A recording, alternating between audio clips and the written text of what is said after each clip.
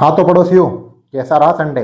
आ गया स्वाद? आप लोग तो बोल रहे थे कि हम एशिया की सबसे बेस्ट टीम है या सेकंड सबसे बेस्ट टीम है। लेकिन क्या हुआ? जब भारत के साथ मैच हुआ तो आपको तो भारत ने पूरी तरह से पेल दिया। और देखो, एटीट्यूड और एग्रेशन उसी टीम के खिलाफ बताना चाहिए जिस टीम को आप हरा सकते हो।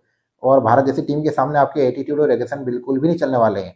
क्योंकि आपके कप्तान सलमान अली आगा ने प्रेस कॉन्फ्रेंस में बड़ी बड़ी बातें की थी कि एशिया की नंबर 1 टीम कोई नहीं है, सेकंड नंबर की टीम कोई नहीं है, जिस दिन जिसका दिन रहेगा वो टीम जीत जाएगी। लेकिन क्या हुआ? मतलब पिछले 10 साल से तो हम लोग ही देख रहे हैं कि आपका तो कभी दिन ही नहीं रहा है। हमेशा आप पिटते आए हो, तो थोड़ा सा सोच समझ के बोलना चाहिए। और भारत का और आपका कोई मतलब कॉन्टेस्ट ही नहीं है। क्योंकि भारत की क्रिकेट बहुत ऊपर तक पहुंच चुकी है और आप वहीं के वहीं हैं। आपका क्रिकेट लगातार नीचे जा रहा है। क्योंकि आप खुद सोचो कि भारत इस एशिया कप में कोई प्राइज मनी के लिए थोड़ी खेल रहा है कि जीतेंगे तो बहुत ज़्यादा पैसा मिलेगा। वो तो सिर्फ अपने मान सम्मान, अपनी लेगेसी के लिए खेल रहा है। क्योंकि इस एशिया कप का जो विनर रहेगा उसको 2.5 करोड़ रुपए मिलेंगे। फर्स्ट प्राइज रखा है 2.5 करोड़ रुपए। और हमारे हार्दिक पांड्या एशिया कप खेलने के लिए ही 20 करोड़ की घड़ी पहन के आए हैं। मतलब आप समझ लो कि इसकी प्राइस में और हार्दिक पांड्या के हाथ की घड़ी में जमीन आसमान का फर्क है। तो थोड़ा सा सोच समझ के बात करनी चाहिए। और मैं तो ये बोल रहा हूँ कि जिस तरह से जो स्टैंडर्ड भारतीय क्रिकेट टीम ने सेट कर दिया है उसके बाद इस बार एशिया कप में कुल 8 टीमें हिस्सा ले रही है। और भारत को छोड़कर बाकी 7 टीमें अगर भारत को हरा देती है तो ये एक अपसेट होगा, ये एक उलटफेर होगा। ये हार जीत नहीं होगी, ये उलटफेर होगा। क्योंकि भारत का स्टैंडर्ड इतना ऊंचा चला गया क्रिकेट का और बाकी की टीमें वहीं की वहीं रह गई है। तो थोड़ा सा सोच समझ के बोलना चाहिए। और अब हम बात कर लेते हैं भारत और पाकिस्तान मैच की। तो एशिया कप में 14 सितंबर के दिन भारत पाक मुकाबले की बात भारत पाकिस्तान मैच खेला गया। और जैसा कि उम्मीद था कि इस मैच को देखने बहुत ज़्यादा लोग नहीं आएंगे, तो सेम वैसा ही हुआ।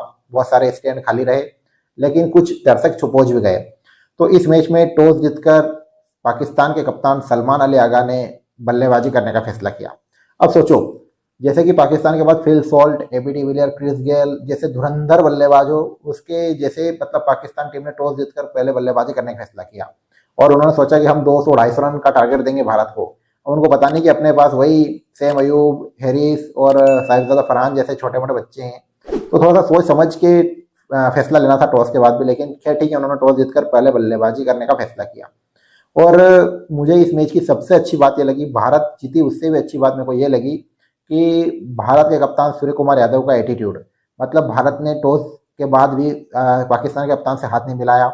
मैच खत्म होने के बाद भी हाथ नहीं मिलाया। और सबसे बड़ी बात यह है कि भारत ने जैसे ही मैच जीता उसके बाद ड्रेसिंग रूम का दरवाजा बंद कर लिया। और ये बात बहुत अच्छी लगी मेरे को, क्योंकि यहाँ पे एक देशभक्ति दिखी भारत की। और भारत ने क्लियर बता दिया कि हम लोग केवल यहाँ पर अपनी औपचारिकता पूरी करने आए हैं। हम लोग क्रिकेटर है और इंडियन गवर्नमेंट और बीसीसीआई ने हमको जो कहा है हम लोग केवल वही करेंगे। बाकी हमारा आप लोगों से कोई परस्पर व्यवहार नहीं है। तो जिस तरह से भारत ने गेट बंद किया उसने दिल खुश कर दिया। और भारत ने और बीसीसीआई ने अपनी इस विक्ट्री को पहलगांव अटैक में जो शहीद हुए थे हमारे वीर, उनको समर्पित किया है। तो देखो, पाकिस्तान ने टॉस जीतकर पहले बल्लेबाजी करने का फैसला किया। और मैं तो सोच रहा था कि पहला ओवर बुमराह को मिलेगा, लेकिन कप्तान सूर्य कुमार यादव ने पहला ओवर हार्दिक पांड्या को दे दिया। और हार्दिक पांड्या ने पहली ही गेंद पर सेम अयूब, जो उनका गोल्डन बॉय है, जो जिसको उन लोगों ने इतना चढ़ा के रखा है, उसको पहली गेंद पे निपटा दिया। और उसके बाद फिर जो विकेटों का सिलसिला चालू हुआ तो वो पहुंच गया था लगभग लगभग 90 रनों पर। और मैं तो सोच रहा था कि ये टीम 100 रनों के अंदर ऑल आउट हो जाएगी। लेकिन भला हो शाहीन शाह अफरीदी का, जिसने कुछ अच्छे शॉट मारे और टीम को 129 रन पर पहुंचा दिया। और आपको एक चीज़ बताऊं कि पाकिस्तान टीम और यूएई टीम में कोई डिफरेंट नहीं है। क्योंकि मेरी बात सुनो, पाकिस्तान टीम भी सेम वैसे ही बैटिंग कर रही थी जैसे यूएई टीम ने की थी। अब यूएई की टीम को हम क्या बोलते हैं कि उस टीम को अनुभव नहीं है, इसलिए वो हमारे जो स्पिनर है कुलदीप यादव, अक्षर पटेल और वरुण चक्रवर्ती, इनके सामने आड़े तेड़े बैट घुमा रहे थे, क्योंकि उनको अनुभव नहीं है कि कैसे स्पिन को खिलाया जाता है। लेकिन सेम वही कंडीशन पाकिस्तान के बल्लेबाजों के साथ भी थी। उनको भी पता नहीं कि कैसे अक्षर पटेल, कुलदीप यादव और वरुण चक्रवर्ती को खेला जाता है। वो भी ऐसे लप्पे शॉट मारने गए और हमेशा आउट हो गए। और उनके कप्तान सलमान अली आगा, मैंने सोचा कि आज ये बंदा कुछ खास करके जाएगा, लेकिन सेम वही कहानी जो पुरानी चलती आई है, सेम वही की वही कहानी उनकी हो गई। और एक टाइम पर ऐसा लग रहा था कि कुलदीप यादव हैट्रिक लेंगे, लेकिन वो एक कैच छूट गया था उनका, इसके चक्कर में उनकी हैट्रिक चूक गई। लेकिन यार बात करनी पड़ेगी कुलदीप यादव की भी, क्योंकि पहले क्या था कि कुलचा की जोड़ी थी, युजवेंद्र चहल और कुलदीप यादव की। लेकिन बाद में फिर दोनों की जोड़ी टूट गई और कभी युजवेंद्र चहल को मौका मिला तो कभी कुलदीप यादव को मौका मिला। मतलब दोनों को साथ में फिर बाद में कम मौके मिलने लगे। लेकिन एक बार फिर कुलदीप यादव ने अपने आप को बैक किया। और जिस तरह से पिछले मैच में यूएई के खिलाफ भी मैन ऑफ द मैच थे और यहाँ पर भी मैन ऑफ द मैच का अवार्ड कुलदीप यादव को मिला, तो उस बंदे की जो कमबैक है, मतलब कहते हैं ना कि डाउनफॉल चाहे कैसा भी हो जाए लेकिन कमबैक हमेशा कुलदीप यादव जैसा ही होना चाहिए।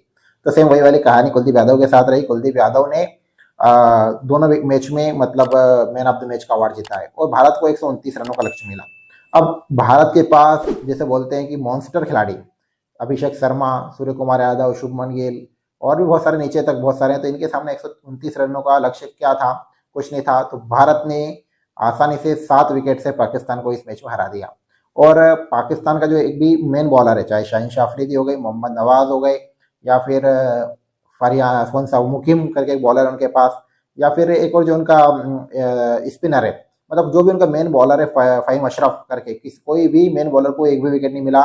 केवल उनके पार्ट टाइमर जो थे सेम अयूब, उनको विकेट मिले। और उनको भी विकेट क्यों मिले मालूम?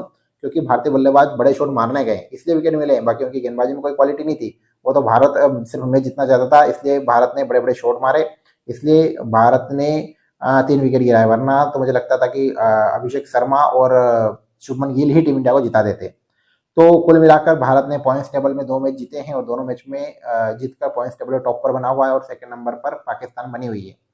तो ये थी भारत और पाकिस्तान मैच की समरी। बाकी मुझे लगता है कि एक बार और कैसे ना कैसे करके तो दोनों टीमें टकरा ही जाएगी, क्योंकि अभी सुपर 4 का मुकाबला होना है और बेचारी यूएई और एक और जो टीम है अपनी ओमान, इन दोनों को हराकर पाकिस्तान और भारत एक बार फिर से सुपर 4 में अपनी जगह बना लेगी।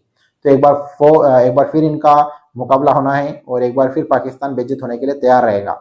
तो ये समरी थी आज के मैच की। बाकी अगर आपको भी वीडियो अच्छा लगा हो तो वीडियो को लाइक और चैनल को सब्सक्राइब जरूर करना। और अगर हाँ आप क्रिकेट लवर है तो प्लीज़ हमारे चैनल को सब्सक्राइब जरूर करना, क्योंकि हमारे चैनल पर डेली क्रिकेट से रिलेटेड वीडियोस अपलोड होते हैं। Thank you.